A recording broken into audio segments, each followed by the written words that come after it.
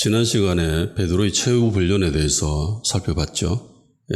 예수님의 수제자였고 사도였으며 예루살렘 교회의 중심인 베드로가 이 할례에 관하여 변론하는 최후의 모습을 보았습니다. 누구보다도 영적인 사람이고 예수님을 잘 알았던 사람이며 기도의 사람이었던 베드로였지만은 이 문제에 관해서는 기도하지 않았습니다. 주님께 묻지도 않고 금식하지도 않았죠. 오로지 말씀으로만 변론했습니다. 그러니까 베드로가 변론하고 있는 그 배경, 그 뒷받침하고 있는 내용들은 말씀이죠. 말씀입니다. 어떤 영적인 흐름이나 영적인 분위기나 기운이나 이런 것이 아니죠. 오로지 말씀으로만 기준을 잡고 있습니다. 주님 살아생전에 제자들에게 가르쳤었던 그 말씀들, 그리고 몸소 체험하였던 그 예수님의 그 십자가 사건들, 그 이후에 하나님의 나라에 관한 주님의 말씀들과 그리고 성령님께서 임하셨을 때에 자기들에게 어떤 일들이 일어났는지, 그리고 하나님께서 어떤 방법으로 이방인들에게 증거하셨는지, 그래서 고넬료 집안이나 그런 환상 가운데 하나님이 개입하셔서 결국은 이방인에게 복음을 전해야 되는 그 모든 것들을 말씀과 자신의 체험으로 증명했던 거죠. 그래서 베드로가 변론한 이 내용을 한 문장으로 축약하면은 이렇게 됩니다. 율법은 멍에이고 은혜로 구원받는다. 율법은 멍에다라고 하죠. 그러면 율법은 무언가? 한문으로 법률 율자, 법자를 써서 율법이라고 합니다. 그러니까 율법이라고 하는 거는요, 법률과 똑같은 말이에요. 동의어입니다. 우리는 성경에서 율법이라고 하지만 이거 법률이라고 읽어도 무방해요. 같은 말이기 때문에.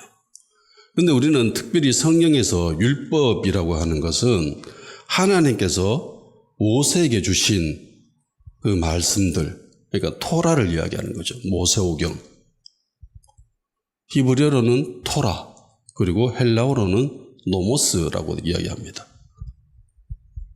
구약에서 하나님께서 하나님의 백성들에게 어떻게 살아가야 하는지에 대한 하나님의 말씀, 가르침, 법, 이게 율법인 거죠.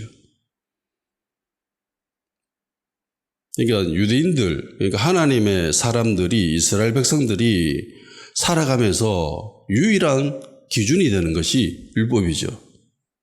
다른 것은 없습니다. 오로지 율법이 그들 삶의 기준이 됩니다. 율법을 또 구분을 하게 되면은 모세가 시내산에서 하나님으로부터 직접 받은 그 돌판에 기록된 10계명과 그리고 그 이외에 모세오경에 기록된 수많은 계명들이 있습니다. 그래서 세분해서 살펴보면은 613개의 계명이 있다고 합니다. 하라라는 긍정적인 의미의 계명은 248개고 하지 마, 하면 안 돼라고 부정적인 형태로 된 금지된 계명은 365개입니다. 1년의 날짜와 똑같죠? 365일, 365개. 그래서 율법이 되게 많습니다. 613개나 되기 때문에. 그래서 너무나 많은 율법 가운데에 그럼 이 중에 율법이 어느 거는 중요하고 어느 거는 덜 중요하고 이런 것들을 생각을 해 보게 될 것 아닙니까? 뭐가 제일 중요할까? 뭐가 우선일까? 라는 생각을 하게 될 겁니다. 특별히 율법을 배운 사람이라면 좀 더, 그리고 이 율법을 다른 사람들에게 가르쳐야 되는 사람이라면은 이 궁금증이 더해질 겁니다.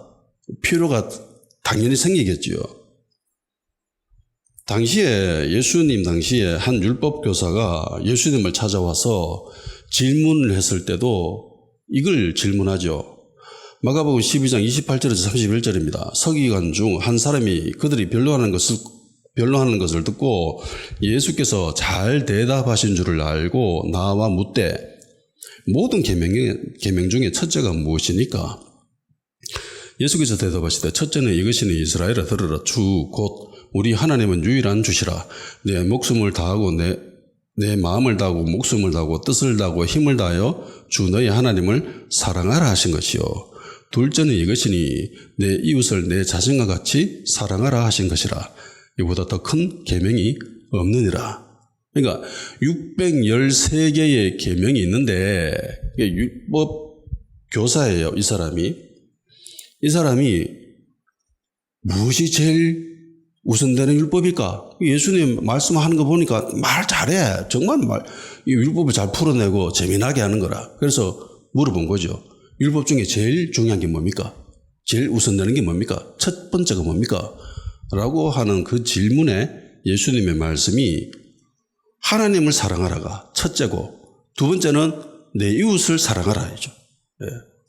그러니까 율법의 핵심은 사랑이죠. 하나님 사랑, 이웃 사랑. 하나님은 네 목숨보다 더 사랑하는 거. 그리고 이웃은 네 몸처럼 사랑하는 거. 하나님의 백성에게 주신 율법의 핵심은 사랑입니다. 사랑이죠. 마태복음 22장 36절에서 40절에 보면은 이것을 이렇게 표현하고 있습니다.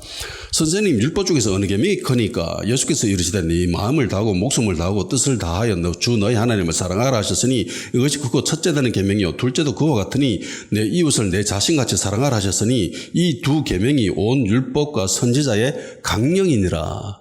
여기서 강령이라고 하는 말은 매달려 있다라는 뜻이에요.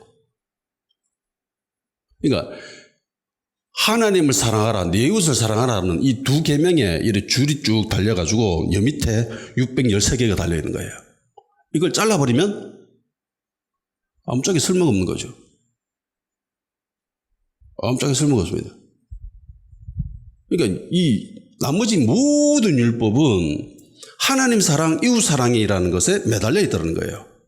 이걸 잘라버리면 필요 없는 거예요, 그거. 아무짝에도 필요 없는 거예요. 그 의미를 잃어버리는 겁니다. 원래 율법의 참 의미는 이런 것인데, 근데 이후에 하나님의 말씀을 공부하고 율법을 공부하고 여기에 해석을 하는 사람들이 생기고 뭐 이러면서 인간적인 해석과 그리고 규칙과 규율과 이런 것들이 막 들어가기 시작합니다. 대표적인 것이 장로들의 전통이죠. 장로들의 유전이라고도 하나. 마가복음 7장 1절에서 13절에 이 장로들의 유전에 대한 이야기가 나옵니다. 바리새인과 또 서기관 중 몇이 예루살렘에서 와서 예수께 모여들었다가 그의 제자 중 몇 사람이 부정한 손, 곧 씻지 아니한 손으로 떡 먹는 것을 보았더라. 그러니까 예루살렘에 왔는데 예수님하고 제자들이 모여갔는데 제자들이 밥을 먹는데 손을 안 씻어요.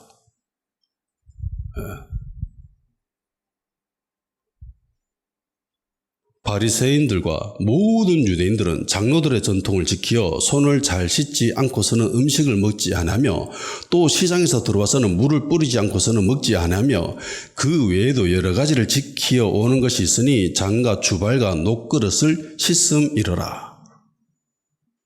이게 장로들의 전통이래요. 밥 먹기 전에 손 씻는 거, 시장에 돌아와서는 물 뿌리는 거, 그리고 그릇 씻는 거. 이거 위생적으로도 좋은 거지요. 그렇잖아요. 근데 이걸 율법에는 정확하게 기록되어 있지 않지만은 율법을 해석하면서 나름 랍비들이 그 해석을 추가하면서 나타난 것들 중에 몇 가지가 이런 것들이었다는 겁니다. 나머지 사람들이 그 당시 모든 사람들이 이걸 지키고 있었대요. 장로의 전통을. 밥 먹기 전에 손 씻어야지. 우리도 요즘 밥 먹기 전에 손 씻잖아요. 그렇게 했다라는 겁니다. 이 바리새인들과 서기관들이 예수께 물어 어찌하여 당신의 제자들은 장로들의 전통을 준행하지 아니하고 부정한 손으로 떡을 먹나이까? 장로들 전통을 왜 안 지킵니까? 왜 부정하게 합니까? 여기서부터 이제 어긋나는 거죠. 여기 장로들의 전통이지 율법은 아니잖아요. 근데 장로들의 전통을 율법이 위치로 끌어올려가지고 율법을 어기면 부정하게 되는 건데 장로들의 전통을 어기면 부정한다라고 공격을 하기 시작합니다. 그래서 예수님 말씀하시죠. 이스라엘아 너기 위해 시가하는 자에 대해서 잘 예언하였도다. 기록하였으되 이 백성이 입술로는 나를 공경하되 마음은 내게서 멀도다. 사람의 계명으로 교훈을 삼아 가르치니 나를 헛되이 경배하는도다. 너희가 하나님의 계명을 버리고 사람의 전통을 지키느니라. 또 이르시되 너희가 저희 전통을 지키려고 하나님의 계명을 잘 버리는도다. 모세는 내 부모를 공경하라 하고 또 아버지나 어머니를 모욕하는 자는 죽음을 당하리라 하였거늘 너희는 이르되 사람이 아버지께나 어머니에게나 말하기를 내가 드려 유익하는 것이 고르반 곧 하나님께 드림이 되었다 하기만 하면 그만이라 하고 자기 아버지나 어머니에게 다시 아무것도 하여 드리기를 허락하지 아니하며 너희가 전한 전통은 하나님의 말씀을 배워 또 이 같은 일을 많이 행하느니라 하시고 여기 고르반이 나옵니다. 그러니까 자녀들이 부모를 보살펴야 되잖아요. 부양해야 되지 않습니까? 그런데 이게 싫은 거예요. 예나 지금이나 비슷하죠. 부모를 모시기 싫어가지고 어떻게 하냐면은 돈 있었지만 이거는 하나님께 드리는 예물입니다. 하나님께 드린다라는 게 이게 고르반이라는 뜻이거든요. 이 재정은요 우리가 쓸 게 아니라 이거 하나님께 드리는 거예요. 그래서 아버지 어머니 못 모시겠네요. 죄송하지만 힘들겠습니다. 그러고 보살피지 않았다는 겁니다. 당시의 사람들의 모습이 이렇다는 거예요. 이게 사람의 계명인데 사람의 규칙인데 이것을 이렇게 꾸며가지고 이 위선적인 이런 행태를 했다라는 겁니다. 613개의 계명 이외에 수많은 인간들의 규율, 규칙, 교훈 이런 것들이 추가되면서 정말 많은 것들이 생겨났습니다. 물론 처음에 의도는 하나님의 율법을 잘 지키기 위해서죠. 그 의도로 만들어졌습니다. 그런데 이게 시간이 지나가면서 변질되었죠. 의미를 잃어버립니다. 마가복음 7장에 보면은 이와 비슷한 상황을 기록하고 있습니다. 누가복음 11장입니다. 누가복음 11장 37절에서 52절까지 말씀입니다. 이 다 같이 한번 볼까요? 이게 되게 재미나요. 제가 이 말씀 보다가 정말 충격받은 말씀인데 누가복음 11장 37절에서 52절까지입니다.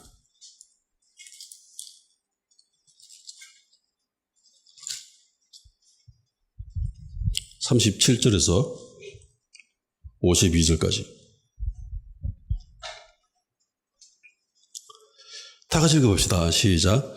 예수께서 말씀하실 때에 한 바리새인이 자기와 함께 점심 잡수기를 청함으로 들어가 앉으셨더니 잡수시기 전에 손 씻지 아니하심을 그 바리새인이 보고 이상히 여기는지라.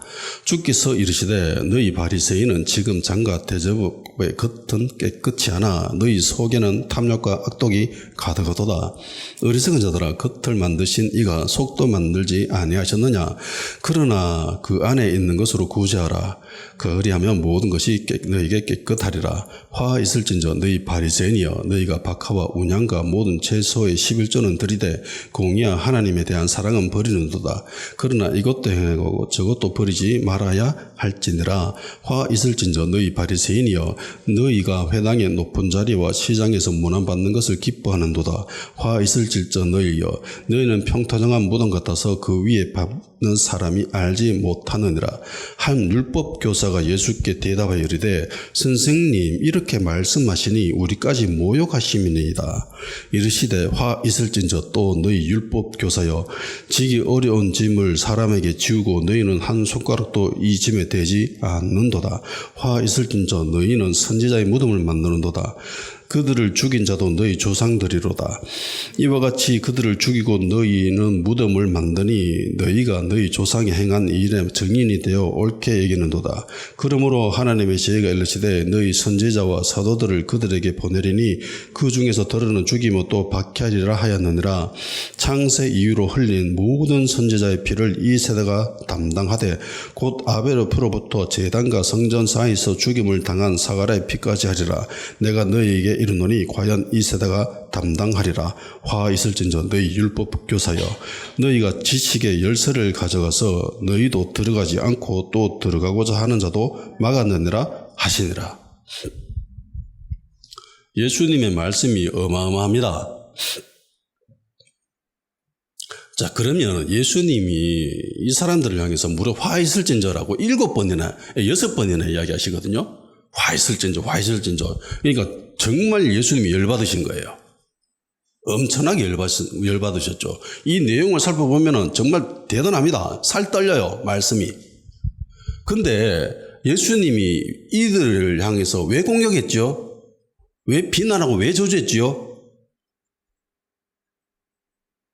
이 상황을 보세요. 한 율법 교사, 한 바리새인이 예수님한테 저희 집에 가서 식사 좀 하시죠. 같이 하시죠. 식사 초대한 거예요. 자기 집에. 와서 식사 좀 같이 합시다. 라고 식사를 초대했습니다. 그래서 그래 갈게요. 이러면서 간 거예요. 그래서 밥 먹으려고 하는데 예수님이 손을 씻지 않는 것을 본 거예요. 손은 안 씻고 식사하는 거예요. 그걸 보고 바리새인이 말하지도 않았습니다. 그냥 생각한 거예요. 오, 이상하다. 그걸 잘못됐다라고 생각하지도 않습니다. 좀 이상하네라고 생각한 거예요. 좀 이상하다. 왜 안 하지? 왜 손 안 씻지? 그 생각을 한 것뿐입니다. 근데 그 생각을 가지고 예수님이 이런 말씀을 하셨어요. 대단하지 않습니까? 내 같으면 식사 초대한 자리 가가지고 이런 말 솔직히 못할 거예요. 예수님은 진짜 대단하신 분입니다.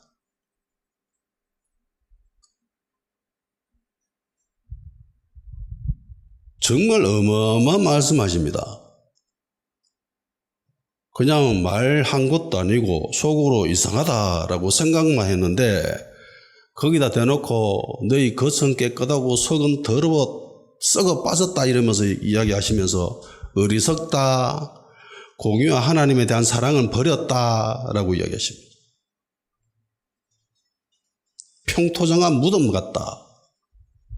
이 평토장한 무덤이라고 하는 거는요, 무덤, 우리는 봉분을 이렇게 세우잖아요. 다른 데도 대부분 봉분을 이렇게 세우죠. 아니면 무덤에 표식을 합니다.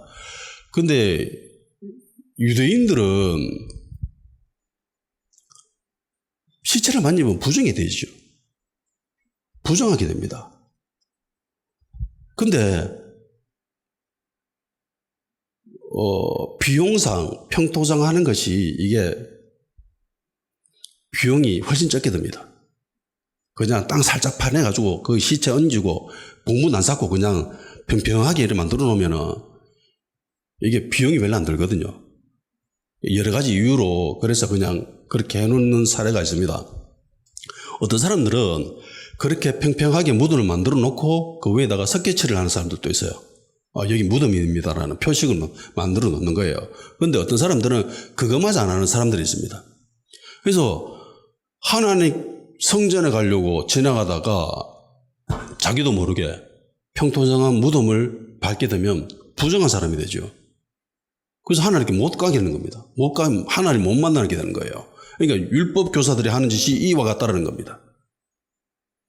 사람들을 부정하게 만들어서 하나님께 못 가게 하고 하나님 못 만나게 하는 것들. 어려운 짐을 지우고 너희는 손가락 또 갖다가 난다. 그러니까 막 공격하니까 율법 교사가 한 명이 듣다가 그 말씀이 우리한테 하는 말씀이에요? 우리를 지금 모욕합니까? 우리를 저주하는 거예요? 그러니까 그렇다라는 거죠. 오, 맞다. 화 있을진저. 이러면서 또 계속 이야기하십니다.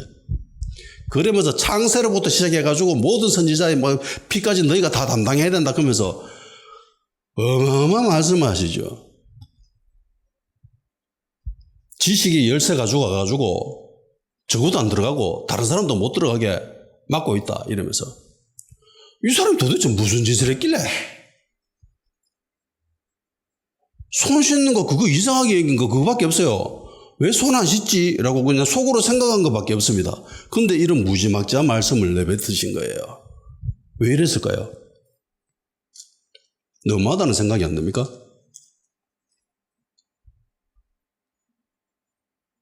화 있을진저라는 말씀을 무려 6번이나 합니다.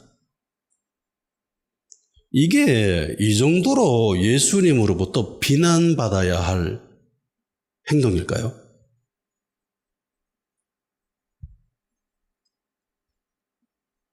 우리의 기준으로 보면 절대로 아니죠. 신학적인 기준으로 봐도 절대로 아닙니다. 이 사람이 어떤 신앙적인 그런 것을 잘못한 것도 아니에요. 왜 밥 먹을 때 손 씻으면 좋잖아요. 근데 그거 안 씻었을 뿐이야. 그걸 보고 이상하다 그냥 생각한 것 뿐이야. 근데 거기에다가 이렇게 무지막지한 말씀을 내뱉으셨습니다. 엄청나게 저주하시죠. 이게 이토록 욕 얻어먹을 일인가? 답은 그렇다입니다. 왜냐? 예수님이 하셨기 때문에. 예수님이 이 문제를 가볍게 여기지 않으셨다는 거예요. 이거 매우 중요한 겁니다. 예수님 입장에서 저 사람들 왜 손 안 씻고 밥 먹으러 가지? 왜 손 안 씻지? 이상하다라고 하는 그 자체가 굉장히 중요하게 다뤄야 될, 엄밀하게 다뤄야 될 그런 주제인 거예요. 엄청나게 비난하시잖아요. 율법을 어긴 것보다 더 심한 비난을 하십니다. 가늠한 여인을 향해서는 용서하시잖아요. 나도 너를 용서해 줄게 이러면서 보내시는데 근데 여기 대놓고는 엄청나게 비난하셨습니다. 이 생각을 바로잡지 않으면 결과가 이렇게 된다는 거예요. 이상하다라는 그 생각을 그때 고치지 않으면 그거 내버려 두면 그게 나아가고자 하는 길들이 있습니다. 그걸 내버려 두면 이 결과값이 이렇게 된다는 거예요, 다. 그렇기 때문에 이거 굉장히 이게 깊이 다뤄야 될 주제인 거예요. 심각하게 다뤄야 될 주제인 거예요.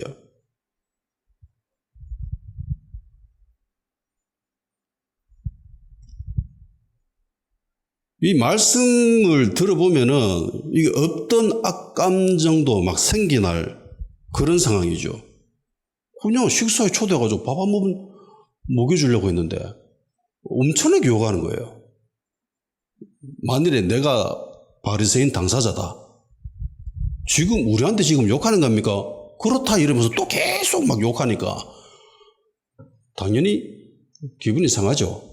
그래서 53절에 보면은 거기서 나오실 때에 서기관과 바리새인들이 거세게 달려들어 여러 가지 일을 따져 묻고 그 입에서 나오는 말을 책잡고 사여 노리고 있더라. 당연히 이렇게 반응이 나올 수밖에 없죠. 이 정도로 심하게 예수님이 말씀하셨는데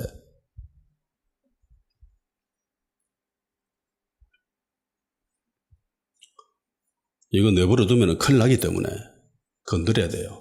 바로 잡아야 됩니다.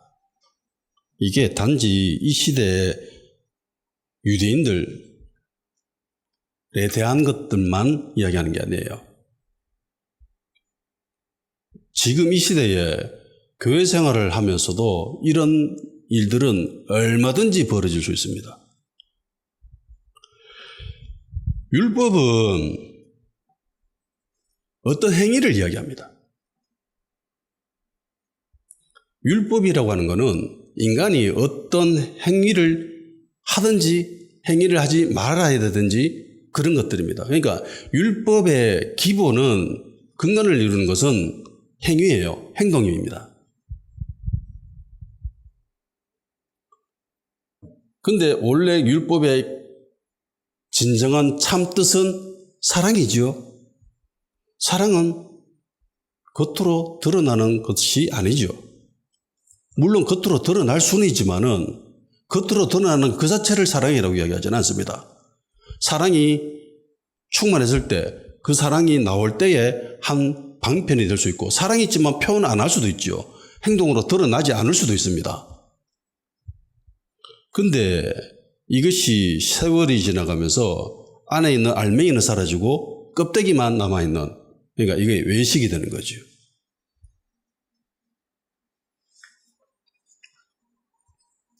율법은 613개의 율법 13개의 계명이 있습니다. 하라는 긍정의 248개, 하지 말라라는 365개의 계명입니다.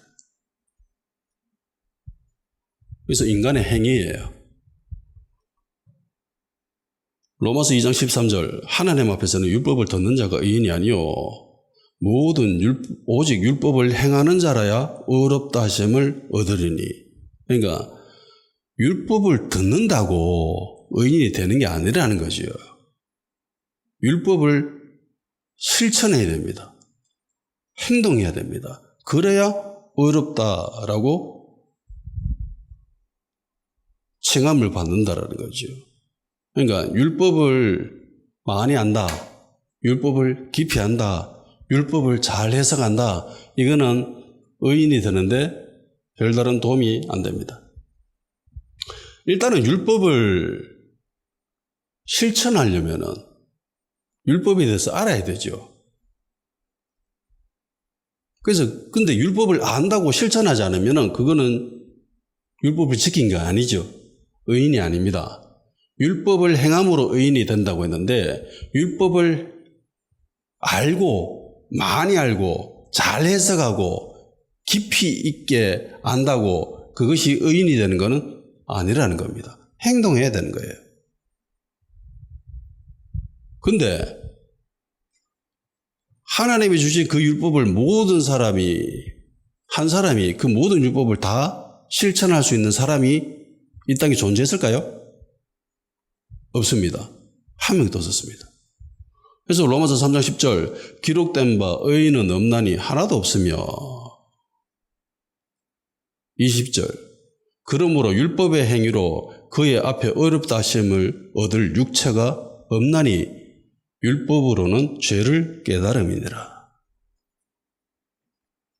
율법을 행함으로 의롭다 되는데 율법을 완벽하게 실천하는 사람이 한 명도 없습니다. 그러면 의인이 한 명도 없는 거죠. 그러니까 구원을 받을 수가 없게 된다라는 그런 결론에 도달하는 겁니다.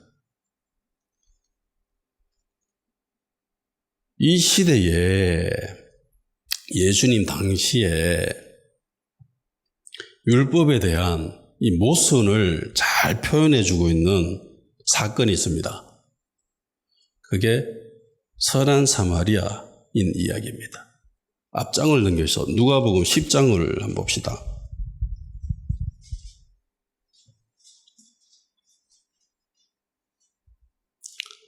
누가복음 10장 25절에서 37절까지입니다. 같이 읽읍시다. 시작. 어떤 율법 교사가 일어나 예수를 시험하려 때 선생님 내가 무엇을 하여야 영생을 얻으리까? 예수께서 이르시되 율법에 무엇이라 기록하였으며 네가 어떻게 읽느냐? 대답하이르되 내 마음을 다하여 목숨을 다하여 힘을 다하여 뜻을 다하여 주 너의 하나님을 사랑하고 또한 내 이웃을 내 자신과 같이 사랑하라 하셨나이다. 예수께서 이르시되 내 대답이 옳도다. 이를 행하라. 그러면 살리라 하시니 그 사람이 자기를 옳게 보이려고 예수께 여짜오되 그러면 내 이웃이 누구니까?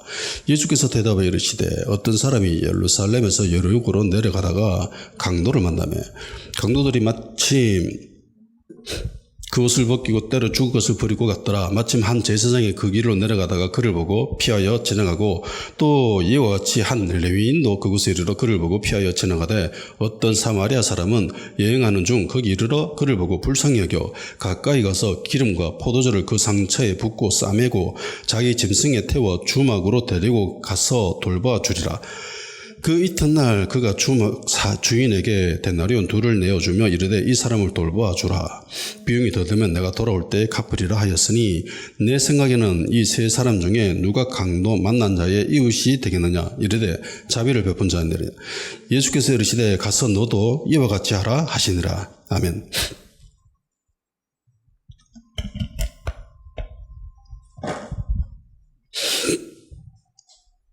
너무나 잘 아는 선한 사마리아인 이야기죠. 영화로도 나오고 많은 사회적인 문제를 소개할 때도 주제가 되는 선한 사마리아인 이야기입니다. 이야기는 너무 단순합니다. 한 사람이 또 와서 묻죠. 율법 교사가 무엇을 해야 영생을 얻습니까? 그러니까 예수님이 율법에 뭐라고 기록되어 있니? 그러니까 영생을 얻을 수 있는 방법은 율법에 있다라는 거죠. 율법에 뭐라고 기록되어 있고 네가 어떻게 읽었어? 라고 하니까 이 율법 교사가 정확하게 캐치하죠. 예. 하나님 사랑, 내 이웃 사랑. 맞다 라고 하시죠. 그런데 이 사람이 또 자기를 드러내고자 그럼 내 이웃이 누굽니까? 라는 질문을 합니다. 이 질문에 예수님이 비유로 드신 이야기가 사마리아인 이야기입니다. 선한 사마리아인. 한 사람이 길 가다가 강도 만났어요. 그래서 거의 죽게 됐어요. 그러니까 멀리서 보면 죽은 사람이에요. 제사장이 지나갔습니다. 죽은 사람이에요. 그래서 피해서 지나갔습니다. 레위인이 가다가 죽은 사람이에요. 그래서 피해서 갔습니다. 근데 사마리아인은 가다가 가까이 갑니다. 그리고 봐요. 그리고 안 죽었네 라고 이 사람을 들쳐매고 나귀에 실어가지고 주막으로 데려가가지고 밤새도록 이 사람을 보살펴줍니다. 케어해줘요. 죽어가는 사람이기 때문에 돌봐야 되죠. 내버려 두면 죽습니다. 돌봐줘야 돼요.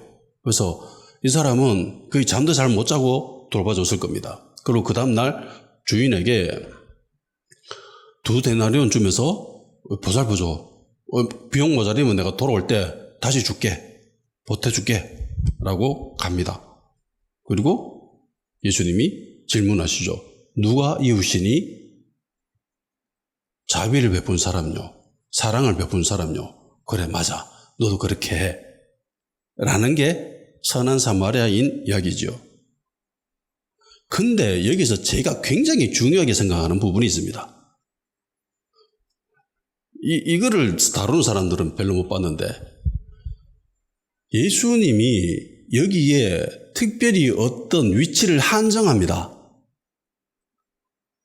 이 사건이 벌어진 데가 어디죠?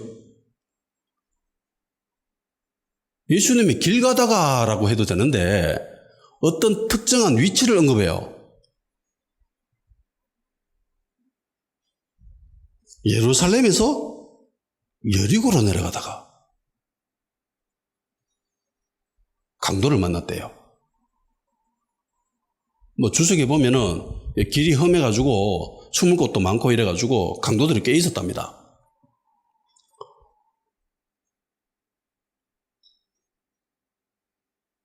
예루살렘에서 여리고로 내려갔대요. 여리고로.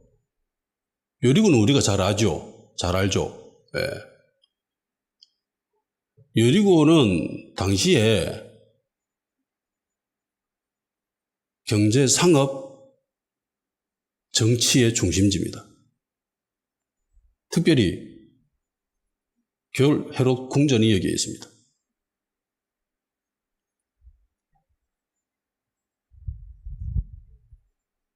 헤롯 궁전이 거기 있었기 때문에 많은 사람들이 헤롯을 만나러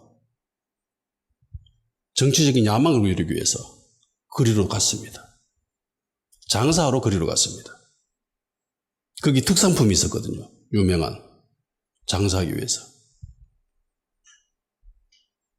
이 사람은 어떤 사람인지 알지 못합니다. 그런데 옷을 벗겼다라고 하는 거 보니까 이 사람이 입고 있는 옷이 꽤 값어치가 있었지 않나라는 생각을 할 수 있죠.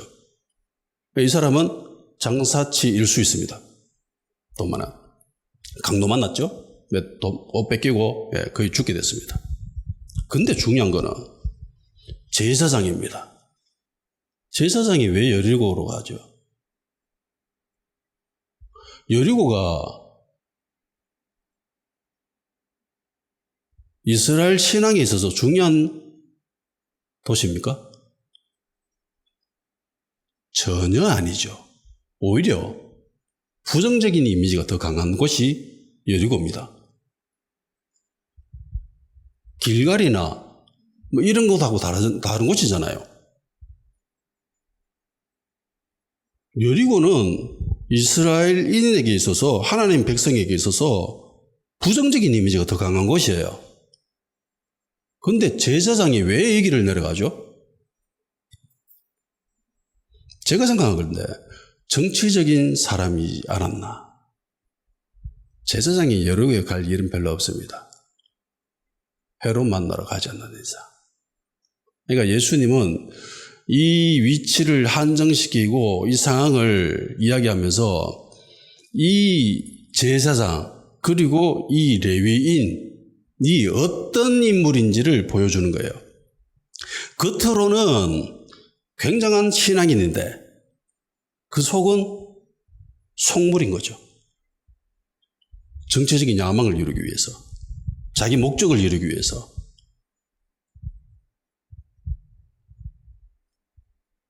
그러니까 예수님이 하신 선한 사마리아인의 이 비유에 빠진 부분들을 보면은요, 굉장히 세대 비판이 있습니다. 예. 그 시대의 모습을 정말 정확하게 보여주는 비유가 아닌가라는 생각을 합니다. 제사장과 레위인이 왜 피해서 갔지요? 답은 뻔합니다. 율법을 지키기 위해서. 시체를 만지면 부정하게 되니까. 율법을 지키려고 한 거죠. 근데 선한 사마리아인, 이 사마리아인은 율법에 자유하죠. 이 사람은 율법을 굳이 지킬 의무가 없는 사람입니다. 그래서 인간적인 그런 마음으로 오히려 사람 죽었나? 가가 보니까 살았어. 이 사람 살려야지. 그런 굉장히 인간적인 마음이 있었던 거예요. 그런데 앞에 그 제사장과 그리고 이 레위인은 겉은 신앙인이지만 속은 속물이죠. 그리고 겉으로는 율법을 지키는 채 이야기는 하지만 드러내고 있지만 속은 전혀 아니었다는 겁니다. 그러니까 외식하는 사람이에요. 이 사람들은.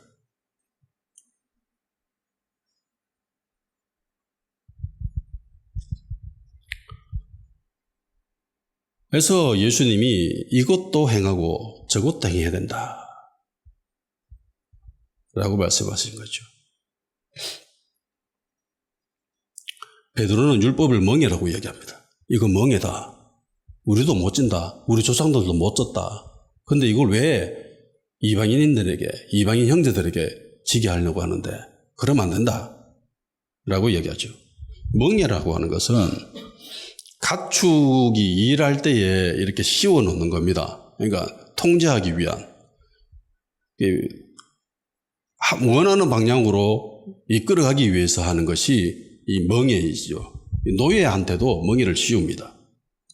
컨트롤하기 위해서. 그래서 영적인 의미로 이 멍에는 속박당하는 것을 이야기합니다. 눌려있는 것 상태를 이야기합니다. 율법에 대해서 그 누구보다도 전문가였던 수백 년 동안 공부하고 해석한 사람들인 이 유대인들조차 율법을 감당 못하는 거죠. 여기에서 벗어날 수가 없었습니다.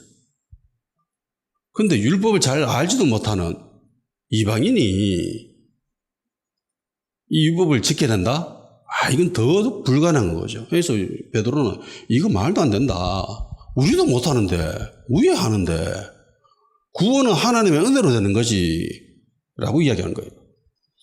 그래서 지금 여기에 바울이 와서 지금 이야기를 하면서 이렇게 변론이 발생한 거잖아요.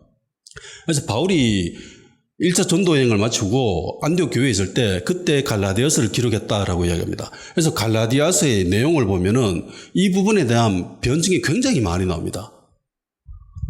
갈라디아서 2장 16절 사람이 어렵게 되는 것은 율법의 행위로 말미암음이 아니요 오직 예수 그리스도를 믿음으로 말미암는 줄을 알므로 우리도 그리스도 예수를 믿나니 이는 우리가 율법의 행위로서가 아니고 그리스도를 믿음으로써 어렵다함을 얻으려 함이라. 율법의 행위로는 어렵다함을 얻을 육체가 없느니라.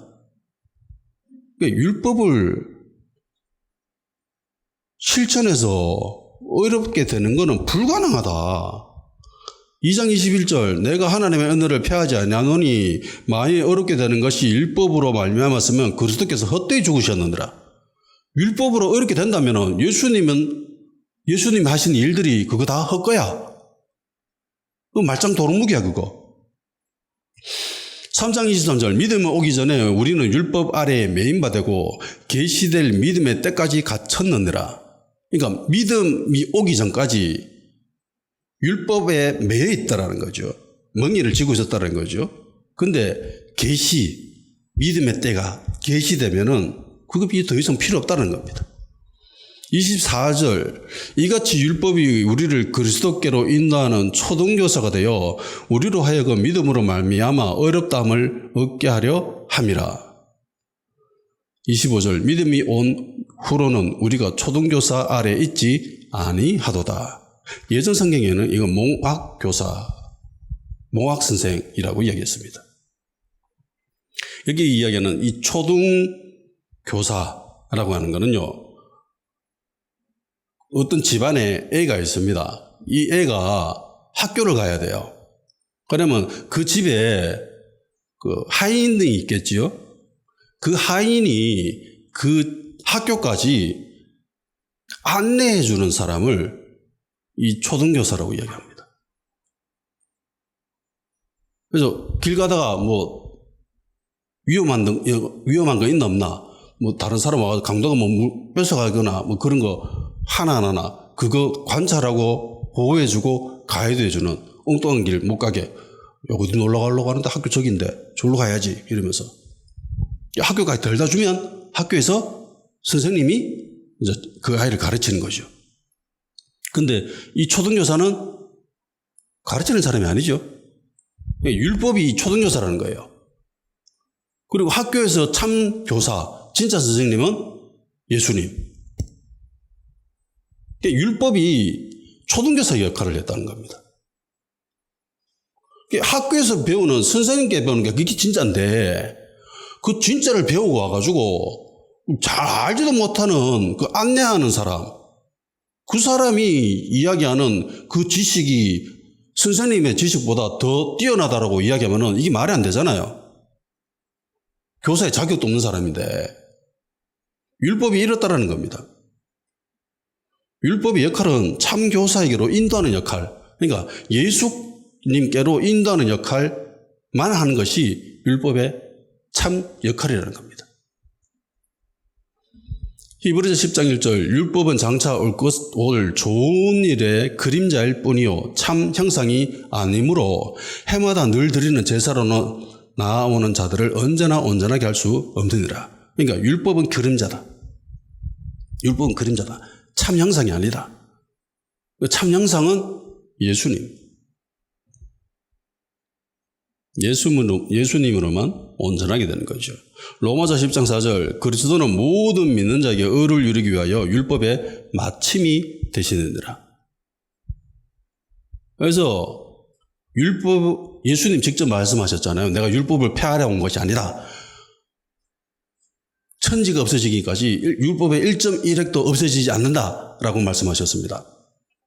그러니까 율법을 마치기 위해서 예수님이 오신 거죠. 율법을 완성하기 위해서 예수님이 오신 겁니다. 그러니까 율법을 율법이 중요하고 예수님도 중요해가 아니라 율법은 그저 예수님께로 인도하는 역할을 하는 것이고 예수님이 율법의 마침이 되시고 율법을 완성하신 분이에요. 그러니까 예수님으로만 족한 거예요. 이해가 되시죠?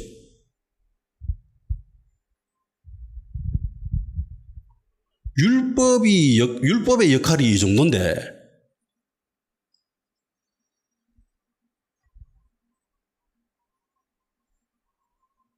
장로의 전통, 인간이 만든 계명 그런 것들은 더더욱 가치가 없겠죠. 더더욱 아무짝에도 쓸모없는 것들입니다.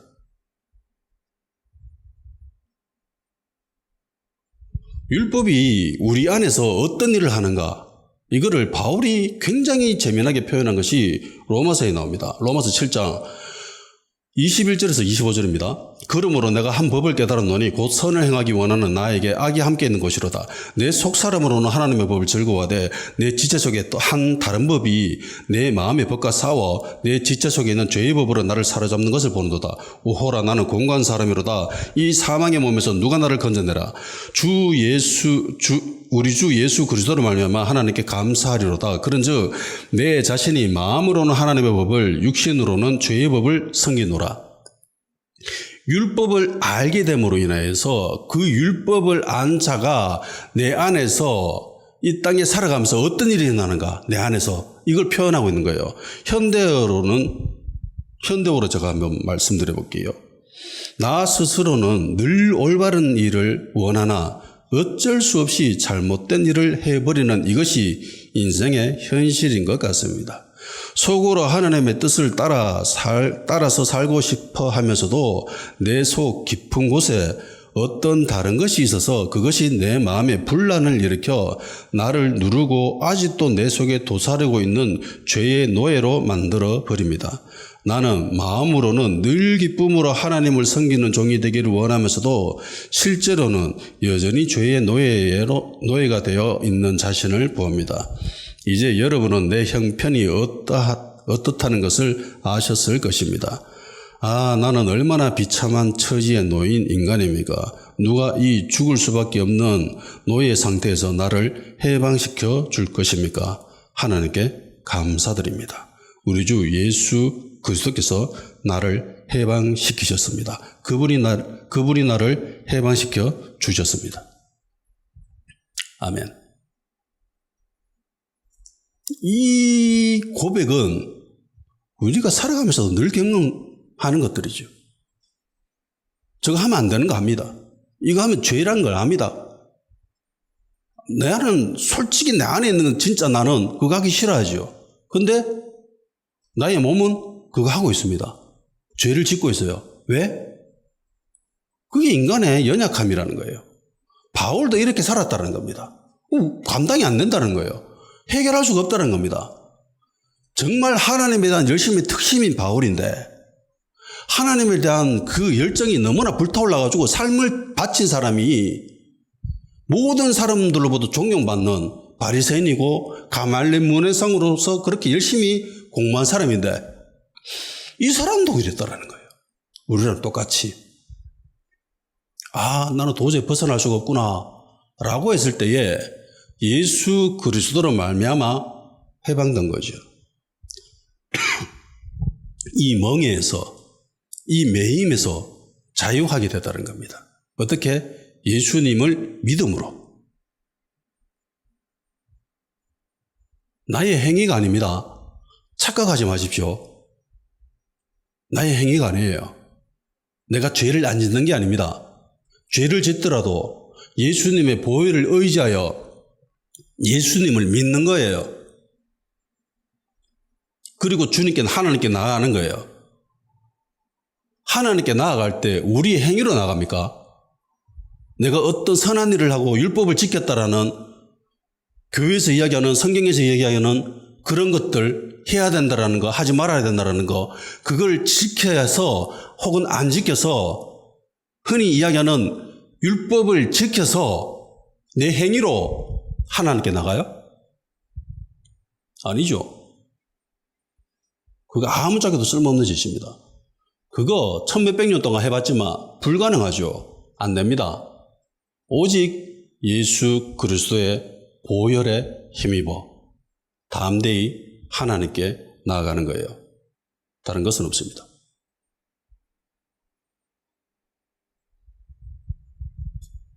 하나님은 우리가 어떤 상태로 있든지 있는 모습 그대로 용서해 주시고 품어주십니다.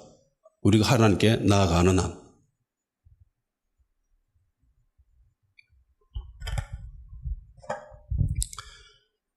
주님의 은혜 아래 살고 있는 우리들에게, 신약 시대에 살고 있는 우리들에게, 성령의 시대에 살고 있는 우리들에게 어떤 사람들이 이야기합니다. 이제는 율법 같은 그런 멍에, 굴레, 매임은 더 이상 없습니다. 라고 이야기하는 사람들이 있습니다. 과연 그럴까요?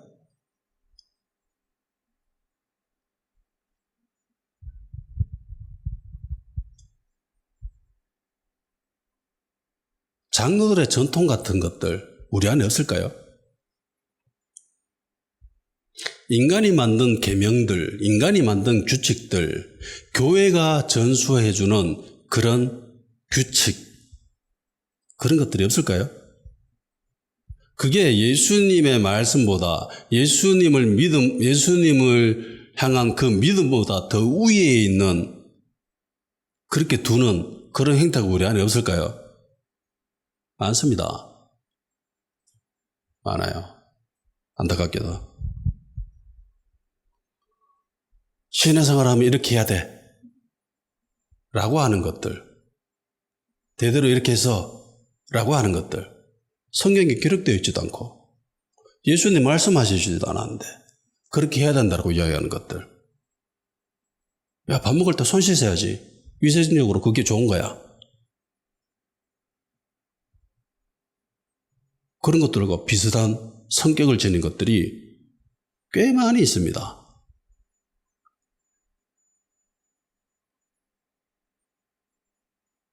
장로 선출되려면, 장로 직분 받으려면 교회에 3천만 원 헌금해야 된다. 뭐 이런 이야기들 예전부터 있었습니다. 지금도 있죠. 교단 총회장 되려면 뭐 돈 수억 벌이 된다. 뭐 이런 이야기도 널려 있습니다. 제가 볼 때 그런 것들은 밥 먹기 전 손 씻는 것에 비하면은 비교가 안 되죠. 근데 그걸 우리는 지키고 있습니다. 그렇게 해야 된다고 사람들이 이야기합니다. 성경에 기록되어 있지도 않고 하나님이 말씀하시지도 않은 그런 교회에서 내려오는 이상한 규칙들, 그거를 하나님의 말씀보다 더 위에 놓고 그걸 지켜야 된다고 강요하는 것들, 예수님의 믿음보다도 더 위에 놓는다는 게 그게 말이 되겠습니까? 그게 뭐 필요합니까? 교회 건축이 뭐 중요하다고?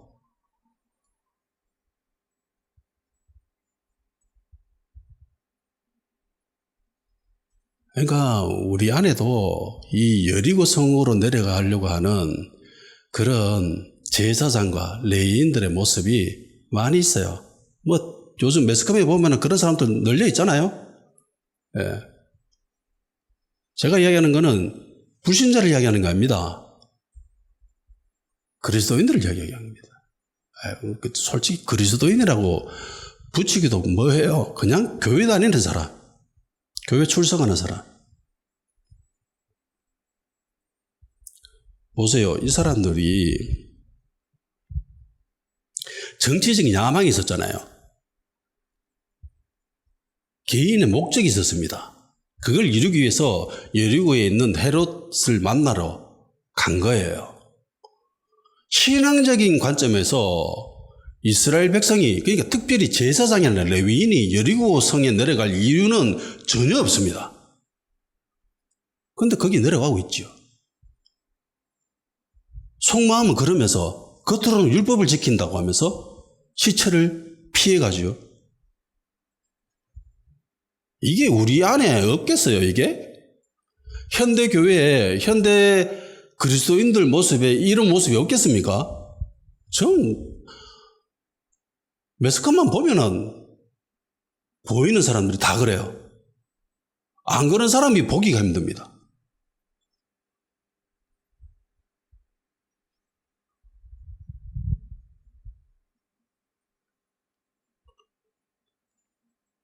현대적 의미의 장로들의 전통, 인간이 만든 각종 법과 규칙들, 이런 것들이 많이 있습니다. 이거 예수님이 대체했던 것처럼 그렇게 아주 단호하게 해야 돼요. 안 그러면 우리도 얼마든지 그런 비참한 결과를 맞게 됩니다. 단호해야 됩니다. 아주 단호해야 돼요. 바리새인들이 식사 전에 손을 씻지 않는 주님의 모습을 보면서 이상하게 생각하는 것과 같은 그런 유형의 것들이 교회 안에서도 있습니다. 저들은 왜 저렇게 하지? 그러면서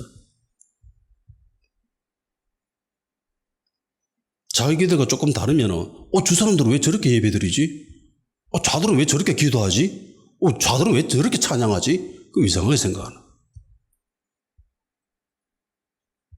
저들 예배하는데 저 아들 뒹군다 이러면서 쓰러졌다 이러면서 이상하게 보는 사람들. 자기들과 같지 않다고. 그러니까 율법을 중요시 여기고 인간의 계명을 중요시 여기는 이런 사람들이 보이는 공통점은 굉장히 경직되어 있습니다. 규율에 매여 있어요. 자유함이 없습니다. 여유가 없죠. 늘 통제하려고 하고 판단하고 정죄하려고 합니다. 규칙을 매우 중요시 여기죠. 이거 반드시 지켜야 돼 이러면서. 저 시체 만지면 부정한다. 절대로 만지면 안 된다. 밥 먹기 전에 무조건 손 씻어야 된다. 용서가 없죠. 그런데 율법의 완성이시고 율법의 마침이 되신 예수님의 모습을 한번 보십시오. 굉장히 자유하시죠. 여유롭습니다. 굉장히 포용적이시죠. 사랑으로 충만합니다. 그러니까 예수님의 은혜로 구원받은 그리스도인들도 예수님의 모습을 닮아야죠. 야, 이거 지켜야 돼, 이거 지키면 안 돼, 이게 아니라 사랑해야죠. 율법의 참 의미도 사랑인데.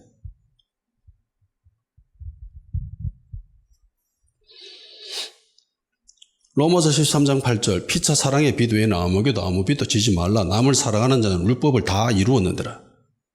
남을 사랑하는 자는 율법을 다 이루었답니다. 로마서 13장 10절 사랑은 이웃에게 악을 행하지 아니하나니 그러므로 사랑은 율법의 완성이니라. 율법은 사랑이에요.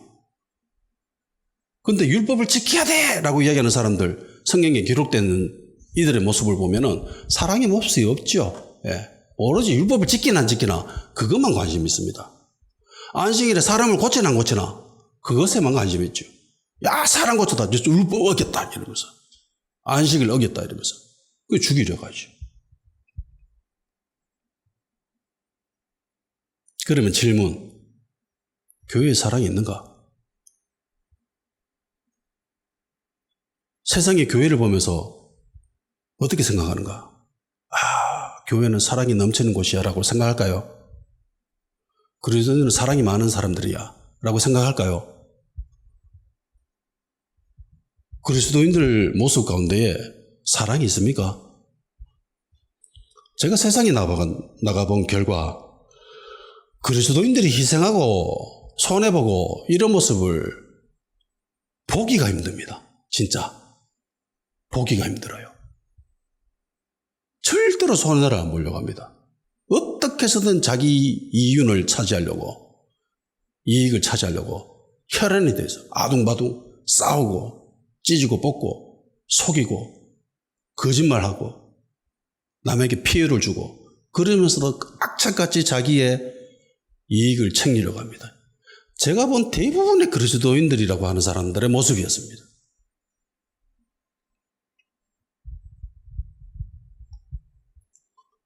사랑인데 율법도 사랑이고 예수님도 사랑인데 기독교가 가지고 있는 이미지도 사랑이잖아요. 그런데 왜 이렇게 됐죠?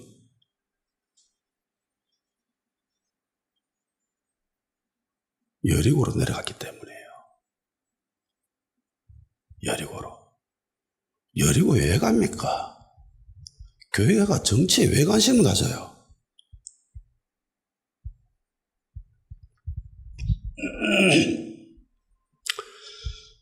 이사야 10장 27절 말씀입니다. 그날에 그의 무거운 짐이 내 어깨에서 떠나고 그의 멍에가 내 목에서 벗어지되 기름진 까닭에 멍에가 부러지리라. 멍에를 부러뜨리는 비결은 기름짐에 있습니다. 그러니까 성령으로 충만해지면은 멍에가 다 부러집니다. 기도할 시간 가지도록 합시다. 주님의 은혜 안에 거하게 하시옵소서. 율법적인 여소, 장로들의 전통이라고 하는 것들이 인간이 만드는 그 계명들이 내 안에 절대로 틈타지 못하게 예수님이 대처하신 것처럼 그렇게 대처하는 용맹한 그리스도인이 되게 하여 주시옵소서. 성령으로 충만해져서 기름 부음으로 멍에가 부러지는 역사가 있게 하여 주시면서 같이 그러시고 합시다.